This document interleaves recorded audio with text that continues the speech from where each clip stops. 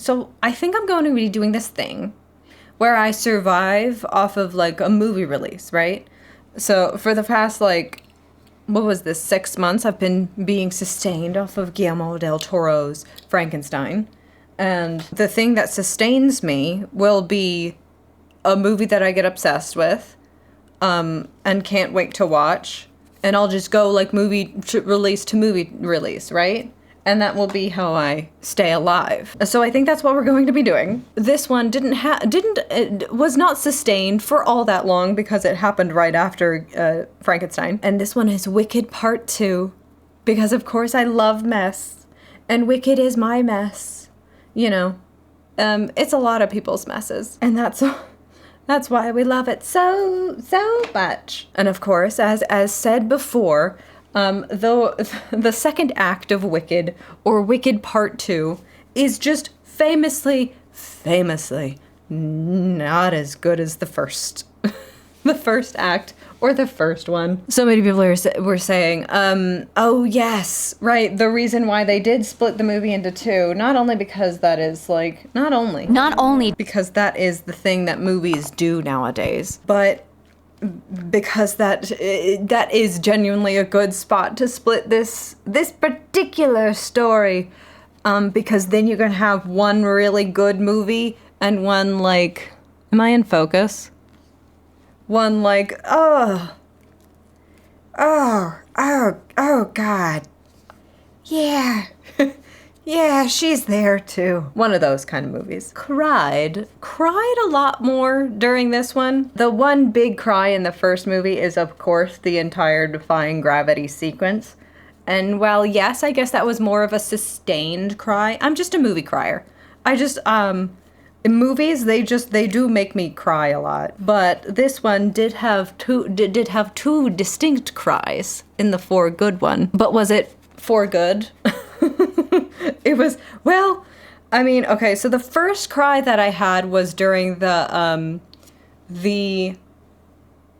no good deed sequence, and crying because of course it blasted me immediately back to being 14 years old and listening to this on YouTube on repeat, right? The Wicked soundtrack. Having waited 13 minutes for the YouTube video to load. But through the tears, I was also thinking to myself, wow, this is filmed really bad. And a part of those tears, it was kind of for, they could be doing so much more with this thing that I guess, well, not I guess, it means a lot to me. They could be doing a lot. They could have done a lot worse, of course, but they could have done it a lot better. You know what I mean? And it is kind of during that For Good sequence that you kind of, it kind of makes apparent how this adaptation really is such a straightforward adaptation, and it kind of calls into question the exact reason for these two movies adaptations to even exist in the first place. Not, again, I'm not saying it's bad, but it also doesn't really have a purpose. Because if the only thing you can show us is a person standing in a room singing these songs and singing them very beautifully, what is the purpose of watching this movie as opposed to just going and watching the stage show? Do you just want to have a Wicked performance that is available to more people in multiple theaters than put around a pro shot? You know what I mean? So, that criticism might be very extreme, and you're thinking to yourself, okay, if you questioned the exact reason for this film to even exist, surely it must have been just really bad, right? And it's not bad. It's just not really good. One might say the reason for its existence was not for good. It was perhaps just for money, or I guess, just for Ariana Grande and Cynthia Erivo to have a good time. And I'm happy for them. Well, and I guess that is one thing that I will say about these adaptations is that I do think it was cast basically as perfectly as a film could. A lot of theater kids had their reservations about Ariana Grande being in it, but she did get her start in theater, and the whole thing about Glinda is that she is a popular character. I've always thought it was kind of ingenious to cast her as Glinda because Glinda's supposed to be the established popular person in this universe, right? So to have a pop star be the popular character, I thought that was always ingenious, especially one who does have this background not only in acting, but also specifically in musical theater. I thought Ariana was always the most perfect choice at this time. And Cynthia, also another perfect choice at this time to make. She is a person who, before this, had a lot of critical acclaim, right? She maybe wasn't a household name when she was cast, but she did have the chops, you know what I mean? Which is always an important part of casting an acting role. And then, of course, the secondary layer of this is a character whose entire existence is kind of defined by the color of her skin, right? So to have an actor of color, though she isn't the first Black woman to portray Elphaba. There have been a couple of Black actresses on Broadway before her. There just is more for a Black actress to say with a character whose existence, how other people treat her because of the color of her skin. Your little emo 14-year-old self who felt outcast because of, I don't know, because you liked anime, is not going to be the kind of outcast of someone who is a race other than white in a white supremacist world. As someone who probably wouldn't get to see the stage show because of the cost, it was a good alternative for me to see the whole thing. Yes, but the thing about the thing that is constantly talked about with Broadway shows and live theater is their limited availability, right? You have to geographically be in the same room as the performers, and even if you take that show on tour, you're only getting like a maximum of like 2,000 people to see your show on any given night. Meanwhile, there could be as many as like 2,000 theaters playing the movie Wicked in movie theaters, right? Cinemas. But every single Broadway show has a pro shot, which is they perform the show. It's usually spiced over a couple of different performances. They perform the show specifically for cameras or with cameras there in the audience, and it's for every single production, not even just one show. If there's a new production happening, because there are plenty of shows that run for like many years, if there's a new lead actress that like starts to play, for instance, Elphaba or something, they will do an entirely new recording specifically for that production of the show. And all of those pro shots exist somewhere, but they are usually never released to anyone, anywhere. And they could be, right? So I'm glad that people got to see it at some point, but they had the ability to release the pro shot of any given production that's ever happening for people. Like this was a kind of a big discussion in about 2020 when the Hamilton pro shot was released on Disney Plus, right? Because that pro shot was filmed in 2016. And it was only just then being released in 2020. 4 fucking years, one Trump administration later. Just because, you know, and like if the COVID pandemic had not begun, who's to say if that pro shot would have ever been released, period. I think Disney and Lin-Manuel Miranda had like a contract to release it maybe a couple of years, so maybe it would have been released by like now, but it for sure would not have been released in 2020 if it wasn't for the COVID pandemic beginning. And that accessibility is just so extremely locked off to the vast majority of people who don't live in New York City, especially when we're talking about Broadway here, or B, can't afford the sometimes thousands of dollars of tickets for one seat. Live performance, I'm a person that, you know, live performance just is different. It really does hit different. You're not going to be able to capture it on film, but I say that, like, accessibility always trumps needing to have that experience. You know what I mean? And there were so many things, especially for Hamilton, because it is very, like, history focused. There were so many, like, schools in the area that got sponsored seats so that, like, you could take your entire class of students out to go see this, you know, history-based thing that got history to be alive and cool, you know, in the way that Hamilton does. A lot of kids who might not have gotten the ability to see it got the ability to see it, but that's also very much a lottery system too. You know what I mean? It's those 30 kids got to see it. Meanwhile, maybe there was another class of 30 kids who didn't that night. And then who's to say if their schedules, you know, worked out again. Live theater is so special, but it's because of that specialness that kind of, again, makes it very inaccessible. We're going hyper bubblegum pink, I think. Yes. This is pink nectar. Ooh. And so it's always, like, my opinion that there is a place for live showings.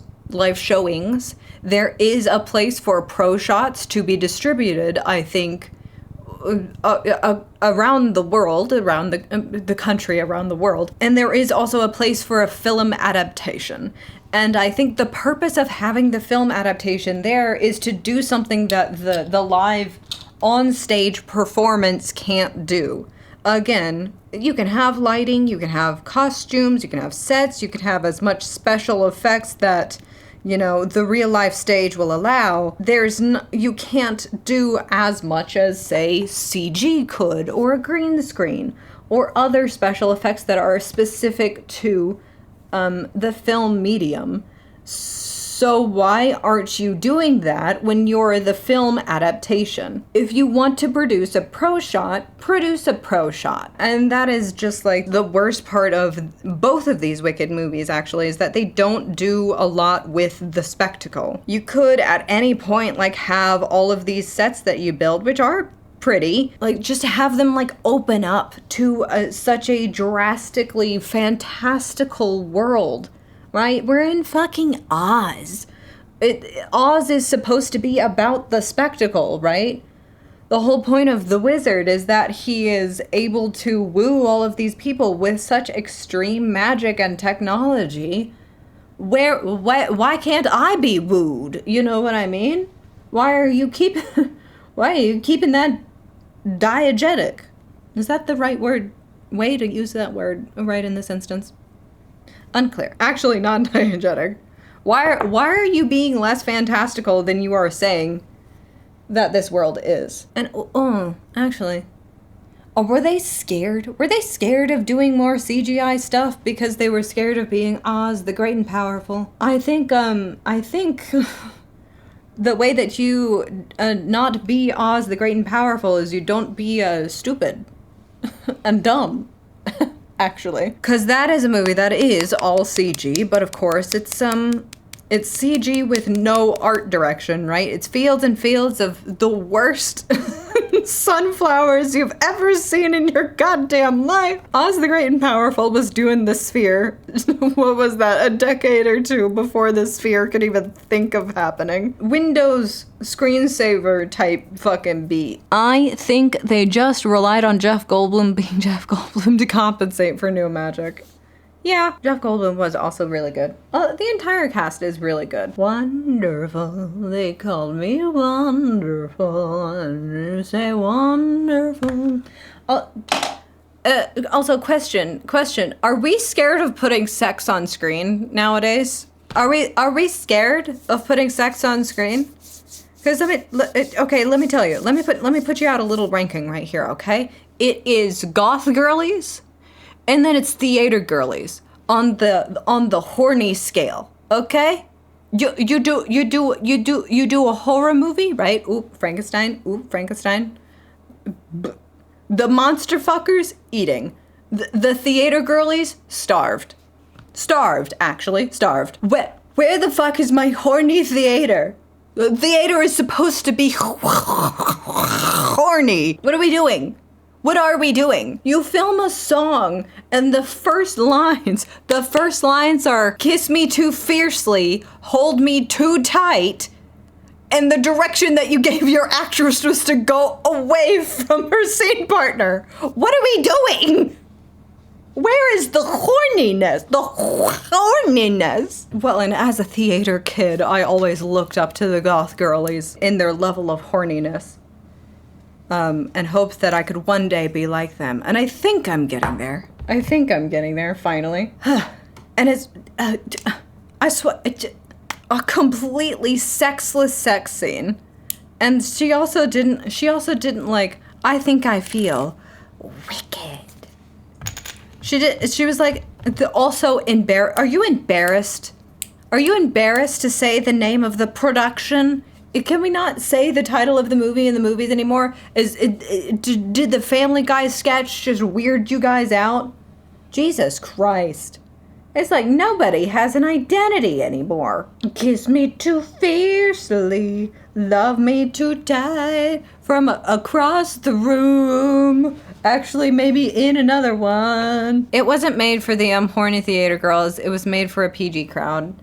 But I've watched PG movies where like there was a little just bit of, you know, holding people a little bit nicely. It's about the yearning, okay? It's about the I think this eyebrow thing is like all out of product. And it's like the whole joke for this entire production has been Jonathan Bailey, the actor for Fiyero, can have chemistry with a fucking rock. And people are making fun of her big cardigan. The big cardigan looks great, though. I did hear somebody say that she should have done like an Anne Demoulemeister, like a more of a see-through kind of threaded kind of thing that would have also given the same effect. And, you know, I would never say no to an Anne Demoulemeister piece, but I think people are also making too much hay about this cardigan. 'Cause who wouldn't want to fuck cardigan? A little sex cardigan? Ooh, girl. I might get it all sweaty, but you know what? I can clean it afterwards. And the titillation of the green shoulder peeking out. See? It was almost the best. It was the most titillating and tantalizing part of the scene. And there's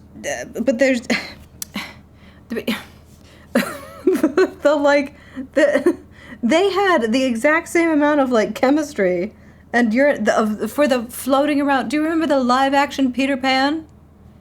I think the live action Peter Pan had more sex appeal, girl.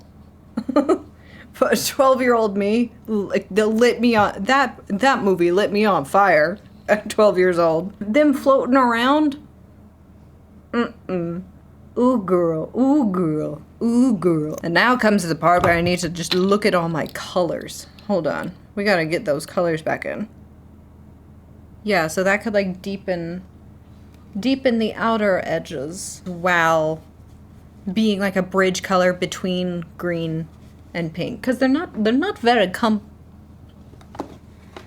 cohesive colors. They are very complementary, though, as everyone has figured out in the Wicked promotional materials, green and pink. They do look good next to each other. It's fine.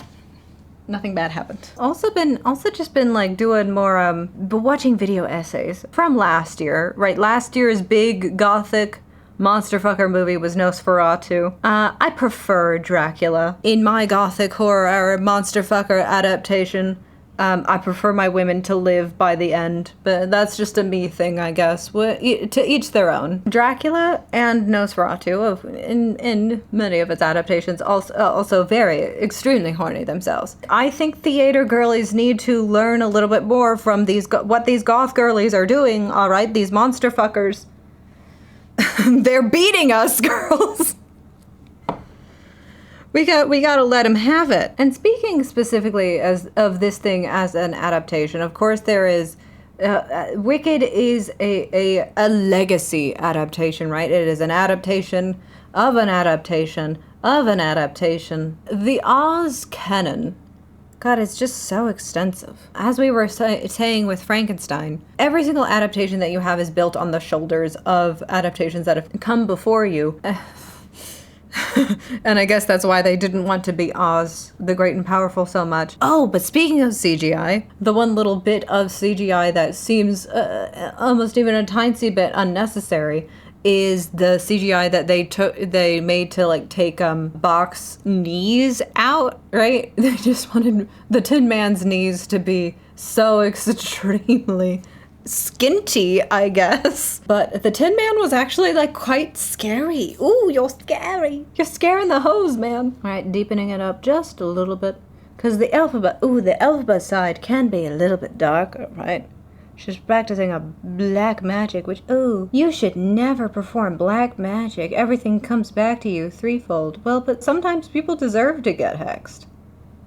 You know what I mean? Also, something that PJ pointed out to me, because of course, PJ was, it needed to run immediately to PJ to dump out all of my thoughts. And he said that a little thing that he noticed about Dorothy in this movie is that every single time she's on screen, you can hear her say, "I just want to go home. I just want to go home." And that is a hilarious little addition.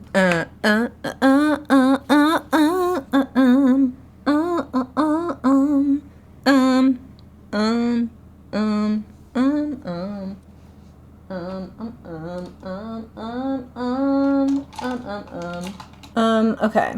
But so, biggest cry is of course the ending. They've been there for good. We shot it as if they were just performing it on stage. All we have is close to medium shots of the two of them standing there singing. And of course, it's a gorgeous song. It's a gorgeous duet. It's a gorgeous performance of these two people. I would hope that while you were filming the movie, you would get this coverage of the two of them standing there singing together. That's always a good thing to go back to, but where is my spectacle? This is a musical. I want some spectacle in my musical. Da da da da. In the Emerald City. There it is. Da da da da. Da da da da da. But we cry, and then so the one, like, I guess big choice that they made was to lock Glinda in a closet. Not being subtle at all. In your Doomed Yuri adaptation, not being subtle at all by locking her into the closet. And Glinda and Elfie finally got to say I love you to each other, which is the first time that's happened. The Gelfies lost their mind. Ooh, they lost their mind. I think they could have done a little bit more. They did a little bit with Shadow, but like the Elphaba melting scene is always kind of clunky in the stage adaptation too. So it's, cause like, I don't know. There's just a bit, I do kind of, especially like peeking out between the cracks in the door of all that. It could have been messier, I think. Maybe is what I was looking for, right? More confusion, more heartbreak. And of course the hardest part of Wicked Part 2 is how much they are trying to tie it into the original story of the Wizard of Oz, and how like the timelines don't really match even a little bit. Like Fiyero gets turned into the Scarecrow after Dorothy leaves Munchkinland, and she walks 20 feet that away to go find him in the field. it's never really worked. And what's so crazy is that there is like a big time skip in between the first and the second act. So you would think that like that time skip kind of should be there to establish these changes of, right, the Cowardly Lion is the only one that's really the most successful because he is out there during the time skip going and like growing into the full-grown Cowardly Lion from a cub. But like both the Tin Man and the Scarecrow don't have any time to be rusted or like severely weathered that they keep saying that they are. Oh, that was it. The 2 additional songs that they made, Mama chopped. Mama, I don't think so. Girl, to end pop her bubble till her bubble pops. Pop is just a horrible word to end a song on. I don't think so, even a little bit. Also, having split the thing into 2 movies and you said that you were going to do 2 new songs, why are we backloading the both of them into this movie? You know what I mean? What do you mean? You get 2 movies and 2 new songs, split them over the 2 of them. And so you gave us 2 mid songs in this second movie and that was your big thing? I don't think so. The bubble one, chop the bubble. The Elphaba one just being like another line ripped straight from The Wizard of Oz. I just want to go home. Oh God, I just want to go home. Of course, Cynthia Erivo is just a good singer, so she makes it sound good, but it's not a good song, and not something that needs to exist. There is no melodic line, no perhaps beat to follow. The lyrics are sometimes even grammatically incorrect, or at least very, very clunky. What are we doing here? Hello, my love. Did you like your dinner? Did you like it? How many stars out of 5 would you give it? Oh, he snorted 4 times. So that's 4 out of 5 stars. That was a pretty good dinner, I have to say. You enjoyed it. What do you think? Are you ready for a nap? I can't wait for the Power Rangers the musical if that's the case. Power Rangers would actually like really slap as a musical. Like imagine the dance sequences. And the whole thing about the Power Rangers is that they wear helmets, so like you don't have to tell who's in the suits, right? So you could have just like the best dancer in the world come and be the body double for the dance sequences. Oh, all of the fighting is a dance sequence, so it's very like Pataboo Ray, and then like you hit someone a kickball change on a man's chest. You spin, and you just like kick 3 men in a row. Well, then of course, with the new song, especially the Elphaba, the No Place Like Home one, a new sequence there. I was so worried that they were going to do the, what was her name? Fava Bear? Fava Beans. I was so scared that they were going to kill the bear because the bear is a new addition into the story, and that like to give her more of a connection with the animals. But then like she goes down the little hole. Dasa Bear. Yes, I thought like of Elphaba being raised by like a maid, and the maid being an animal gave her a little bit more to do with the animals. So this setup with a Dasa Bear feels like we're going for like some kind of maybe even sacrifice from her. And this new little sequence, Elphaba's gonna like make her stay, and in the process of making her stay, she's gonna get her killed. But then they don't even begin to touch that possibility, which like it would have wrecked me to see that bear die, because bears are so cute, right? Bears are just bigger dogs. They're just bigger. We're going to eventually. Is this tone different now that I look at it? Because that's the thing about pink looks, is that they could become... Sorry, I just looked at... Pink looks can become dull very easily. Okay. And we look very uneven between these 2 eyes. But that's, I think, just the tones that we've chosen. So Oz, under the Wizard of Oz, is a fascist nation.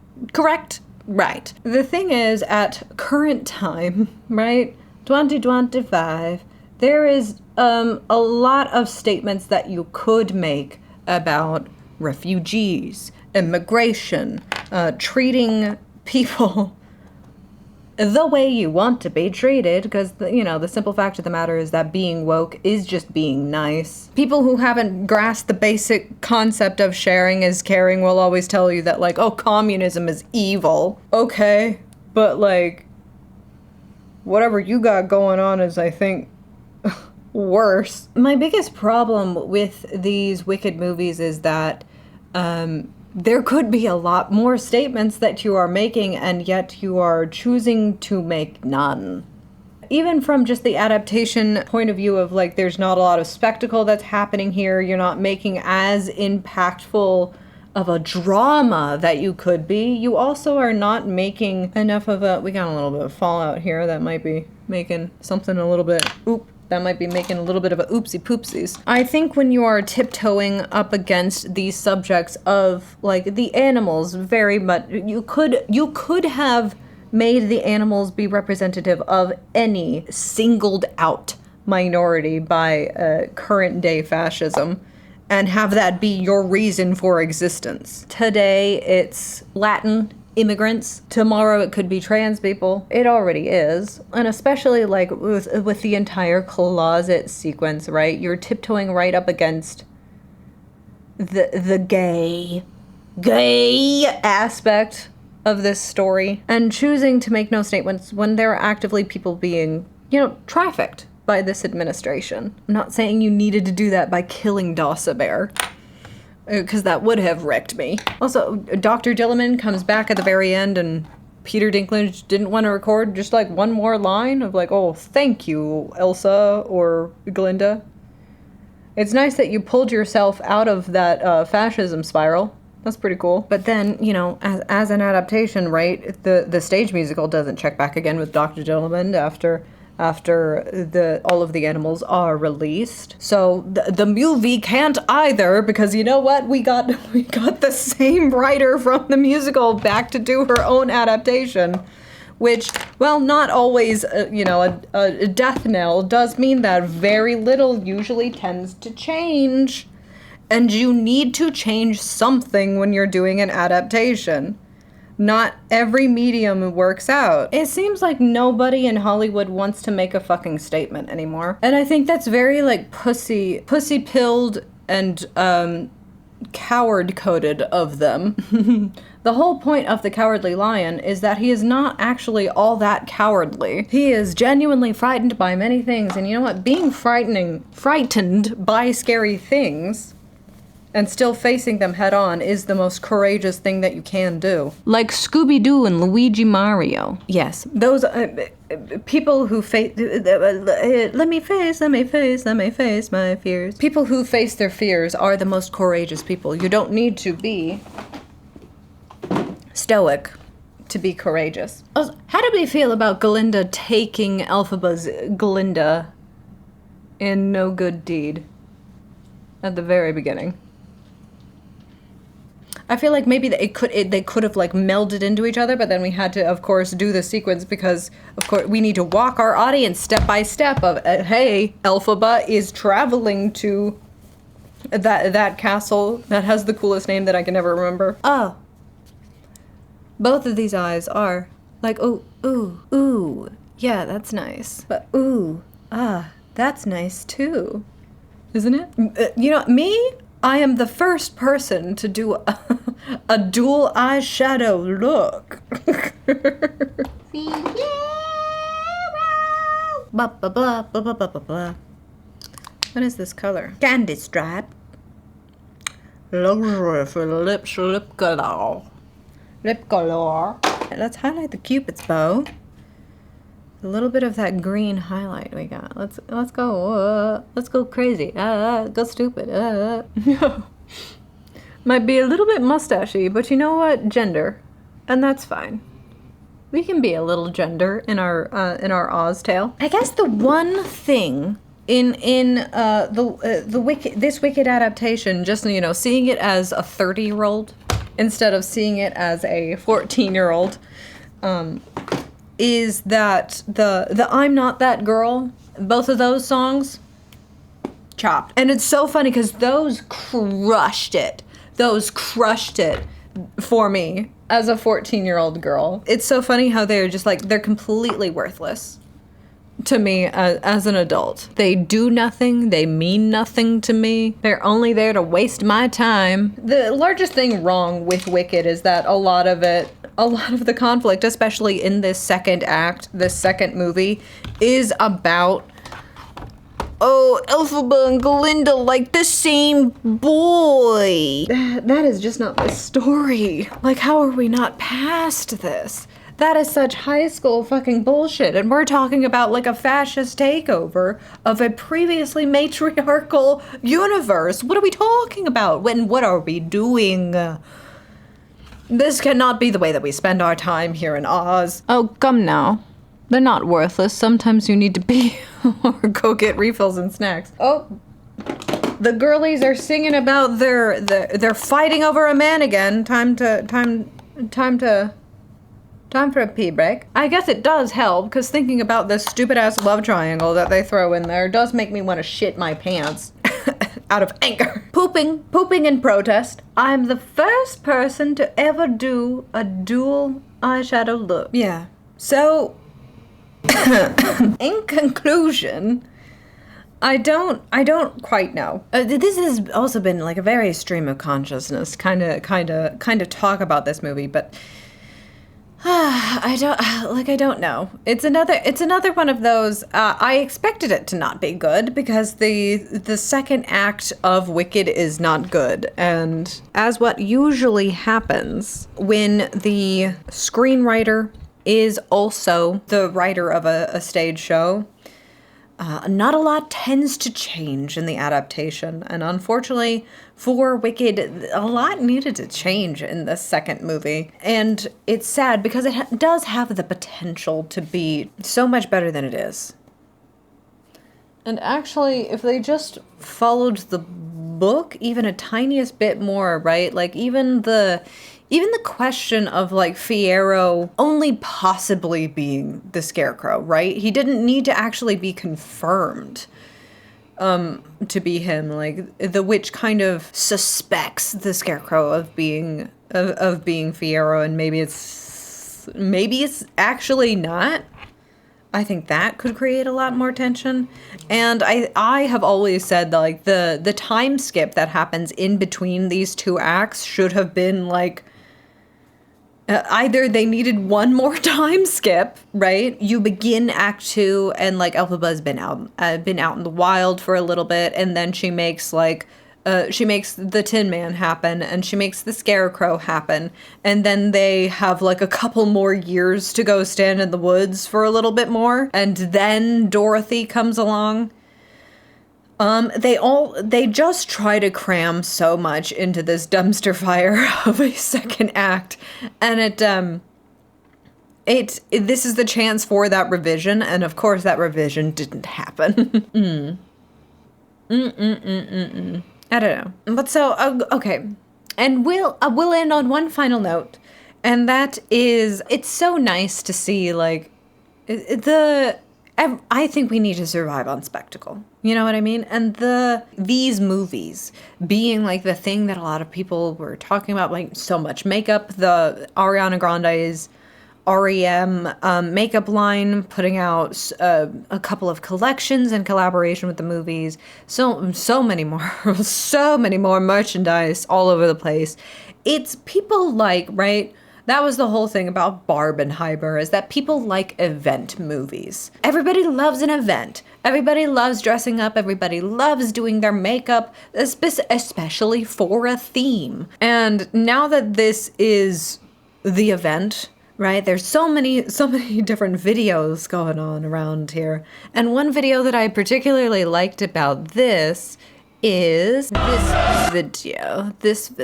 The Wow Them in the Ends video about damn Wicked hired the wrong director. This was a very interesting, I don't know if I agree 100%, but it's definitely something to chew on. And that is the thing that I love. Again, the thing that I love the most about movies, and especially as an event, is that a lot of people are putting out their think pieces, right? And I love watching the video essays. I love watching the YouTube videos almost more than I like watching the actual thing, right? And his point, not to spoil this video, but somewhere near the end, I believe, they shout out, yes, these animatics. Of course, all music gals have this entire subculture online of doing animatics, right? And this one that they reference, that I of course had to go seek out for myself, is the Jake Kim story animatic for No One Mourns the Wicked. You're gonna think that as you're watching this, you're gonna go, this is focusing a little bit too much on Elphaba's mom in this beginning story, but I dare you to not cry by the title reveal, okay? I dare you not to cry. The Wow Them in the End Chanel, I don't know who runs the Chanel, but the Wow Them in the End make this point about how a lot of animatics kind of have like, there is timing to these cuts that follows the music. And that kind of motivation just kind of isn't there in these Wicked adaptations. I think especially so in this second movie, because like this is the bad one, right, of these movies. But also coming into the Jake Kim story, they also did this second one here. And let me show you. This is where I begin to notice a theme about there are multiple Elphabas nowadays who everyone wants Elphaba to be stacked. You know what I mean? We just want a big booba Elfie everywhere. Like I think it's just a part of the zeitgeist that we need a big booba Elphaba, and I think maybe this would add to the story a little bit, because like she's so very powerful. Okay, that gets hold on. It's there. You know what? It's there for camp. This is where the horniness comes back into the equation. Okay. I think we need to have a little bit more fun. This adaptation has simultaneously taken itself too seriously and also not serious enough. It is a very in-between kind of movie. As PJ says, and I'll steal this from PJ, by trying to do everything, they ended up doing nothing. It just is a very straightforward adaptation. Could have been worse, but there was so much of a direction that you could take this in if you wanted any direction, all right? Even just Big Booba, oh boy. She is a child of both worlds, you know? I guess Aussians just aren't stacked like that, you know what I mean? And that's what makes her the most special. This is the coverage you come to this Chanel for. I don't know. As with everything, I want you to give me more. I need you to go to those extremes. I need you to dare to make a statement. Whether it be fun for fun's sake, or let's have a big spectacle, or let's actually talk about people with a refugee status. She could have had both worlds on her chest. Big, massive globes, you know what I mean? Oh, and Golden Globes. The Golden Globes nominations just came out this past weekend, and of course, everybody is nominated for... If people are nominated for things in the... Wicked is... People are nominated for the Golden Globes, did you know? So Wicked is nominated for a couple Golden Globes. Wicked for Good is one of the higher nominations, with I think about 1, 2, 3, 4, 5 nominations. 2 of them being for those shit-ass new songs, though, so... immediately cast out of the running. So sorry, dear. But yes, I very much hope that even though Elphaba did not have big globes in this adaptation, she gets a couple, maybe she'll get a couple of globes at the Golden Globes. She's just very fertile, you know. She's all of her power is stored in the heart. She rules the Western Country, a corner of Oz known for its tracts of land. That's a good one. That's a good one. That's what we were looking for. So that's Wicked for Good. As always, Act 2 is a dumpster fire. Not even a disappointment. But it is my trash. It's trash, but it's my trash. But I need you to have bigger boobs and also bigger balls. All right. The Land of Oz is also very trans, and it's supposed to also be very gay. Why are we just having Bowen Yang be the sassy gay friend in the background? Why is this still the best that we have? And right now in current time is a time to make a statement about refugees, about immigration, about people needing to be treated as equal. It's very sad that nobody has the balls and nobody has the boobas to actually make those kind of statements and take those kinds of risks anymore. Where are our risks? Where are our risk takers? Where are they? Why do we have to rely on drag queens, gay people? They're the ones. Why are we the only ones ever doing camp? I need you straights to keep up. Take one fucking risk and also stop demonizing gay people and stop demonizing, specifically drag queens being so demonized, because I think a lot of conservatives confuse them with being trans when it's very much not even a bit about that. It's just playing and having fun. Sorry you've never had fun before. Stop demonizing the only risk takers out there. And that's why, and also quite a bit of horror. Frankenstein was also nominated quite a bit in the Golden Globes. Horror and musical theater girlies used to be the only horny girlies out there, but nowadays it's only horror that are taking the risks. And they're being rewarded for it, right? Sinners and Weapons and Frankenstein are some of the most nominated people on the Golden Globes. So let's take a look at the Golden Globes now, yes?